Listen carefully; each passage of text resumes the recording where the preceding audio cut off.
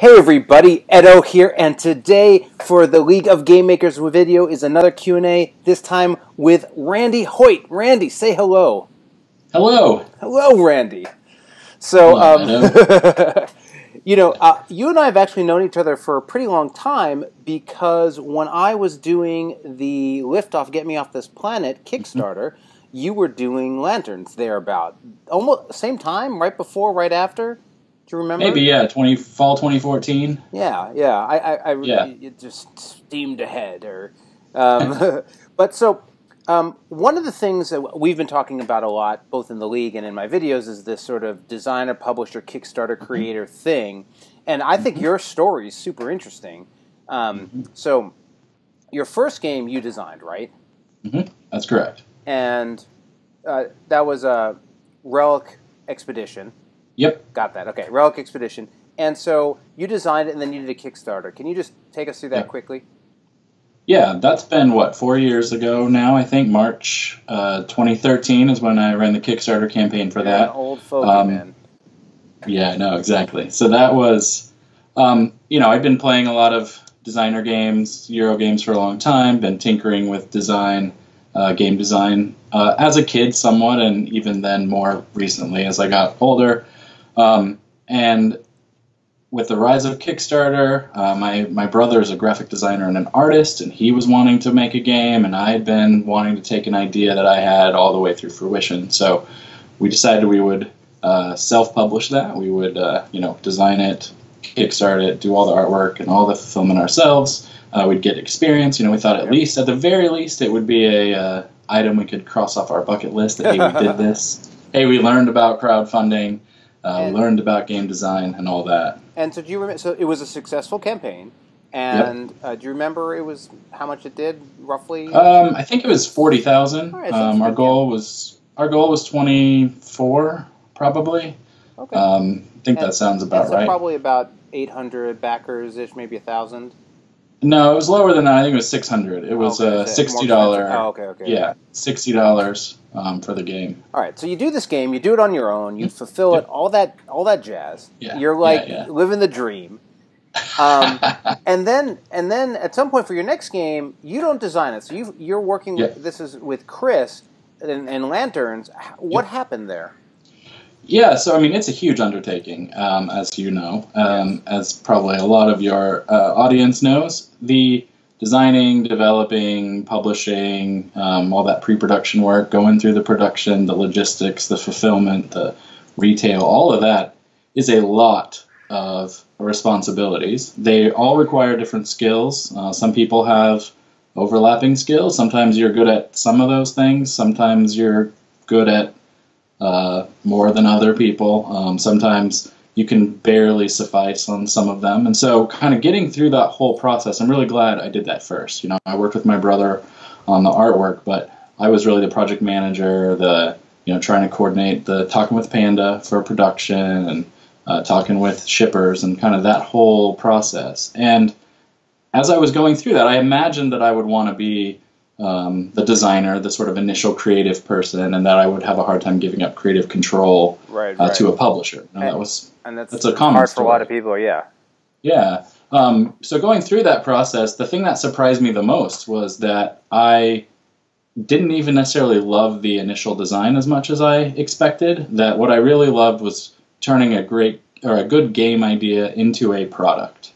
And that and development, like really being a developer. Yeah, running lots of play tests and trying to squeeze every last ounce of fun out of the game that you can, and doing art direction and working with graphic designers. I'm not an artist or a graphic designer. I've learned, I guess I have a good graphic design sense through osmosis, just working with talented people. But being able to direct that and get a product, ready, everything it needs to be to go to production, that was to me a lot more fun than I expected, and my favorite part of the process. And I would definitely say in particular, and by the way, for some reason your camera's shaking, so I don't know if your table's shaking, but yeah, probably.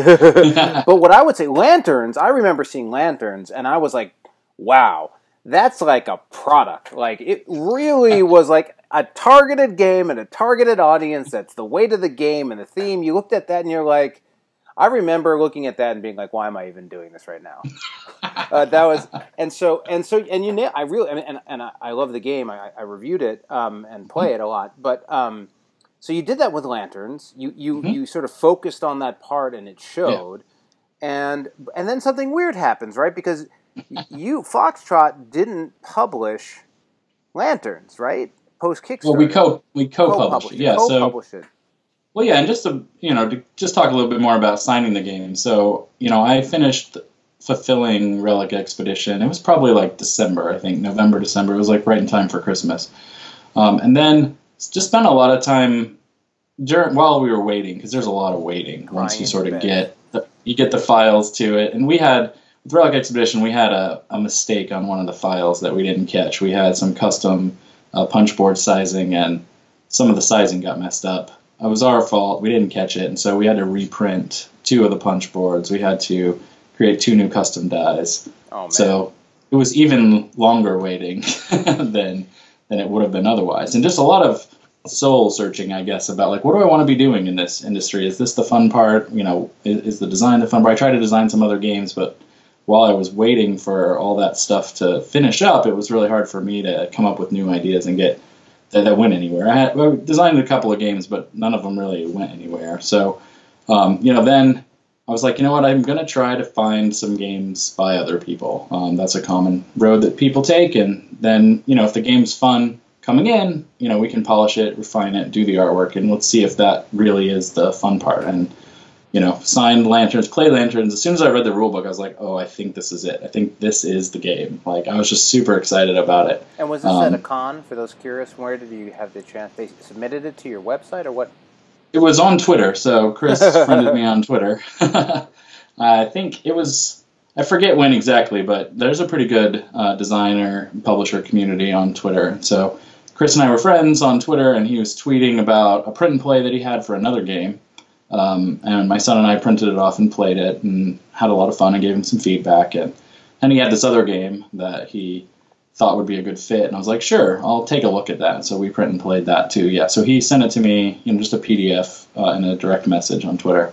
Nice. And I like that. I read the rule book and was like, I think this is the one. This is the first game I want to publish from someone else.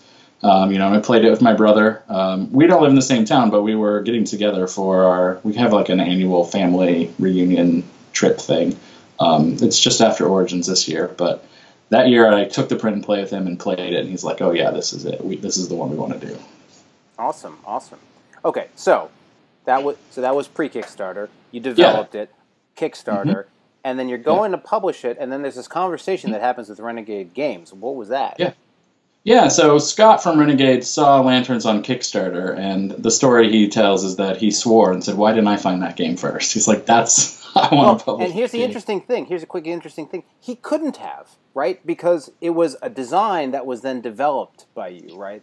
Yeah, I took it and rethemed it, and hired the artist and developed it with Chris. We made some a decent amount of changes to the gameplay to sort of eke out some extra fun. There was... if you know the game, you play tiles and you get cards based on which side of the tile is facing you. There were wild cards, which added some flexibility, but also they were on the tiles and they caused people a lot of angst. Like, do I want to play this, or someone else might match, or it led to a bit more, I guess, aggressiveness or tension in the game about. I don't want to have this. I wish I hadn't drawn this tile, kind of thing. So we took things out like that.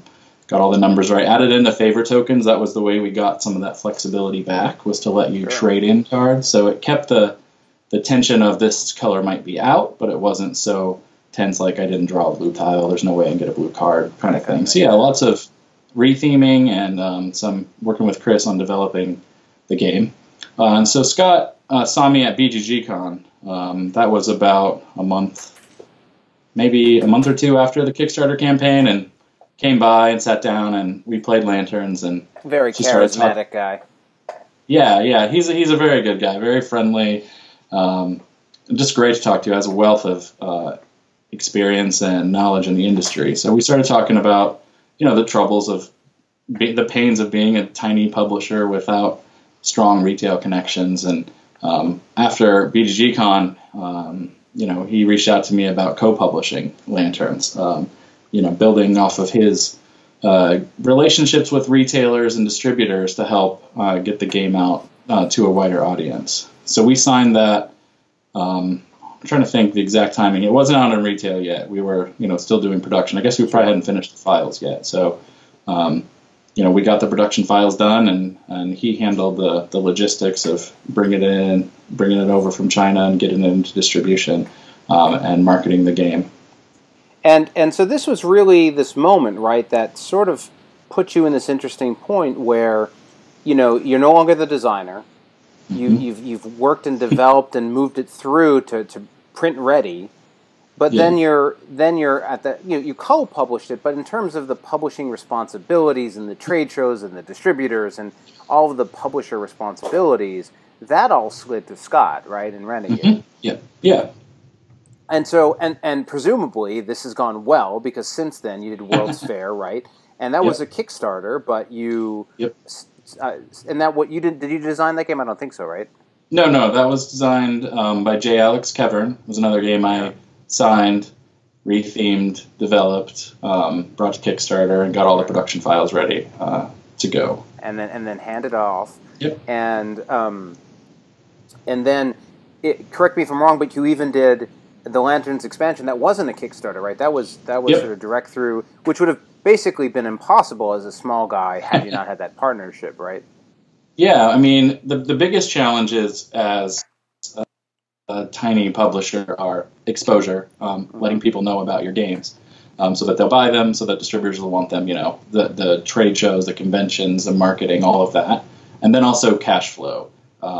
You put money into a product, it floats across the ocean for a while, and takes a while to get, it's a long time. Even on, the first printed run, you've got money tied up in artwork and all that. But even on a reprint, if all goes well and you sell out of a print run, all you've earned yourself is enough money to do a second print run. It's super tough. And it's interesting, around that time with Lanterns and otherwise, I had the siblings trouble, and I talked to you a lot about this because I was talking with Scott myself about him picking it up. And I ended up backing out of it, and I wouldn't go so far as to say I regret it, but what I would say, it is a moment, a decision I made that I look back on many times, and I sort of said, that was the difference between 500 or 1,000 people playing that game and 5,000 to 10,000 people playing that game. And why did I do that? Do I want to change the decision? But not having to do the publisher side is a really big deal. And presumably it's let you focus on what you love, right? I mean, that's the moral of the story, I would think. Yeah. I mean, again, if you are a big publishing company and you have a lot of employees, a lot of them focus on the things that they love. It's just you work for the same employer, and you have one person who's really in charge of the marketing and one person who's in charge of the development. And so, it's the same model that, as far as division of labor, that a lot of the bigger publishers have to do. So this has let me create games like I'm a big publisher, while still being just a guy running this part-time after work and on weekends. And that's worth noting, just for all those curious, you have still full-time job, right? You're employed. That is correct. This is a hobby. You're still in hobby land. And you are executing, again, I look at lots of different Kickstarters all the time and review it. The stuff that you put together and you develop is AAA. I mean, it's high production value, great quality, interesting components, interesting design. I mean, you really are doing that, some version of the future, Scott could hire you into that role, right? Like you're really doing that full job at arguably, I don't want to say that, but anyway, you're doing a great job. But it's one game a year. Right. At the current pace. It's not 5 games a year or whatever it would be if I was full-time. That's just part of the nature of it. And so, so then I'm going to be seeing you later this week at Origins, and you have another game, right? Fox in the Forest. Yeah, the Fox in the Forest. And it's like a 2-player trick-taking game. Like, this is sort of a weird one, right? Can you talk about it quickly? Yeah, Yeah, it's a two-player trick-taking game. It's designed by Josh Burgell. He is a co-designer on Hocus. Some people probably are familiar with that one with Grant Rodiak. And Josh designed this two-player trick-taking game. It's kind of a weird niche that a lot of people would like to have a really strong two-player trick-taking game. There just aren't a lot of them out there. Some of the challenges with two-player trick-taking games are the cards the other player has if you have all of them out, and so it's like, how do you keep some of that information hidden, like is the card in that player's hand or that player's hand when you only have one other player, and also just if you get a strong hand, how does that not mean you automatically win? Those are a couple of the challenges that the design had to wrestle with. I'm sure, and I haven't actually played this game, but that's sort of the Kinesia trap too, right? How to get that head to head and still make the decision range interesting. But this is not Kickstarter. You didn't do the Kickstarter. Correct. Yeah, it's co-published with Renegade, mm-hmm. and so you're debuting it. I mean, it's going to be in retail and at Origins, right? Yeah, it should be for sale at Origins in the booth. I think it hits retail in a month from now officially in all the stores. So this will be a preview release at Origins. It's a very small game, it's 30-something cards. The artwork wasn't incredibly expensive just because it's so few cards. So the total cost to produce it, both pre-production, the fixed costs, and then to manufacture it, were low enough that it made sense for me. It didn't hurt my cash flow too much to just go straight to retail. So, I have a few $1,000s tied up in it, but it's not anything like, with World's Fair and some of the other bigger games that I really need to kickstart them to help my own personal cash flow. and I don't want to get into the details of your arrangement with Renegade, but just generally speaking, you are responsible for the development effort, but also the development cost, right? He's handling. Where does manufacturing fall? Is that on you or is that on him? On something like that? Yeah. So for the Kickstarter copies, I would pay for the manufacturing on those, right. And then for the we've only done 2 products now without Kickstarter, the Lanterns expansion, and so we split those costs, and then we'll split those profits. And then on his side is the publishing, the events, the marketing, all of that spend. Yeah, give or take, whatever. Yeah. Again, just so people understand how something like this might work. Yep. So so that's going well. You're able to do what you love, and you've also found what you love, right? Like you had to sort of work through doing all the jobs to be like, you know what? I sort of like this one. This is the job I want to do, and I do well, right? Yeah. I mean, I think that's an important part. There's a lot of roles in these projects, from initial design to development and playtesting and art direction and graphic design. And, I mean, you might be good at all of them or some of them or, so a lot of it is finding, what's the best way to make a product that is fun for you to make, is good enough to bring into market, and getting that exposure. I'm not very good at marketing. That's definitely a weakness for me. And partnering with Renegade, Sarah Erickson handles sales and marketing. She's amazing. She's super fantastic. So let me ask you a question then. So to close it out, for the again, people who watch this channel on the League of Game Makers, people who are interested, being a developer means you need to work with designers, you need to work with artists, you need to work with manufacturers. And what are some of your tips and tricks for being digitally distributed and working with a team, right? Yeah. So what are some ideas and things that you keep in mind when you're, working with people who aren't around you?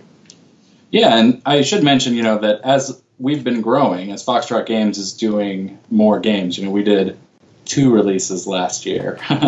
I know, exactly. And if all goes well, we'll have 2 releases plus a Kickstarter campaign this year. I know. Crazy. So, I've been bringing more people on, people that I meet at conventions or, through social media, those kinds of things. So when you say on, you mean in your stable of contractors, or do you mean as employees? So I have a few, definitely contractors, that I pay on a per project basis, but I also have a few people now that are helping on a more ongoing basis. So one guy, Charles, he handles a lot of submissions tasks. So he found and signed our next game that should be coming out this fall. Awesome. did a bunch of development on that. Right now, the next game we're working on is a game, the one for Kickstarter is called Spy Club, and it has a campaign element with lots of new modules being unlocked. And I knew that this was too big for me to brainstorm and develop all these modules. So I've been working. Played an early version of that one. Very, very cool game. I've been working with Sarah and John, who I think showed it to you. Yeah, they're local. They're local to you. So we've been working a lot. So the tools that I love, we use a tool called Podio. It's Podio. It's like Trello. It's probably the closest thing. You create workspaces, and then inside there you have apps or like Trello boards. I like it better than Trello because you can customize sort of what fields, and you can have some of your boards that are displayed like Trello in a Kanban style, and others that are like data-driven tables, and it's much more powerful. For those who have no idea what you're talking about, basically Trello and these boards are collaboration tools that allow for task assignment and resolution, like a bug database or a open, assigned, resolved, but then also a visual space for sprints where you can say, hey, this is what we're working on this week, here's who it's assigned to, and this is all part of the digital distributed, and you do it in an office as well, a tool. So this is sort of a product management tool that your average person probably has never seen before, but somebody who does product management a lot. Yeah, I mean, and the big thing I use for an app like Trello or Podio is that you create cards or records, or they're basically rows in a table, and you can assign properties to them. You can keep track of links, and you can have discussion. So that's, to me, what's really important, even more so than assigning people to work on things, is to be able to have discussions about them. So, for Spy Club, we've got a board right now with all the modules that we're making, and we post ideas, and we have a description that we kind of collaboratively edit, and then we have discussion off to the side about it, and so we'll play it online, which I'll get to that in a minute, but we have this ongoing discussion that at any time somebody can go look at that card and see, here's what we think is the latest true thing about this. That's the descriptions and the links, and then here's our history of all the things we've discussed about it. So Trello is probably an app people have heard of the most that does this, and I love that two views, this is what's true about this thing right now, and then here's the history of where we kind of hashed through all of that. So keeping track of those things, and even if you aren't working collaboratively, it's really nice to have that record. Obviously, if you are working distributedly, you have to have that record to even have the conversation. Yeah, and what I would just add to that is, in particular, when working on more than one project, and with people who probably have other projects going on, having a shared space, even if it's a Google Doc, but having a shared record that, my graphic designer might not be on a project for mine for 2 weeks, and he comes back or she comes back, and it's like, oh, yeah, that's where I was. That saves a lot of time. Yeah, so, and just to give you an idea, Charles and I have a whole board where we track individual games. So we have one card for each game, either that we're evaluating, that we're play testing, that we're developing. So we've got just like a games board. And then we have an events board where we have ongoing discussions for every event. So we've got an Origins 2017 card in there, and it's the people that we're meeting with, the times, the tasks that need to be done, what prototypes have to be ordered by when, and all that. And then I have a board that I work with for, right now we're working on the next game coming out in the fall. It's an ice cream game called Sunday Split. We've got a board where I'm working with a graphic designer there. So there's a card for every deliverable, box back, card layout, all of those. So go ahead, sorry. So we can post, I post him, here's the Word doc with the rule book. Here's the spreadsheet for the card distribution. All these are attached to different deliverables, and then we have discussions, and he'll post a screenshot here. What do you think of this? We'll discuss it there, and then we'll end up with the final PDFs from Dropbox, linked in there as well. Well, I'm going to bring it to a close since we're about at that 25 attention span mark. But just to say, I know every once in a blue moon you do a blog post, right? I remember your here's how your money gets eaten up blog post. I think one that talked just about what you just talked about. I think a lot of people aren't using tools like that, and even in the board game space. I bet you a bunch of publishers aren't doing stuff like that because in digital development and sort of professional big team engineering projects, this is like standard stuff. Yeah, but I think in the board game space, not everyone's using it all the time. Yeah. So that would be a really cool blog post if you ever did it. Yeah, nice. But so, thanks so much for being on. Love the games. Thrilled to hear that you're like you found that spot. I think that's what people at some point in their life need to do. Yeah, right. And I can't wait to. You're going to have to let me beat you in the Fox and the Forest, right? All right, yeah. Will you be at Origins, right? I am. I'm leaving in a few days. Yeah, so I'll be there, and hopefully we'll have a chance to play that or some other game. Yeah, I can show you Legendary Creatures, which is not a trick taking game. It's a little bit heavier, but you'll get a kick out of that. Excellent. That sounds good. All right, man. Talk to you later. All right. Thanks. Bye.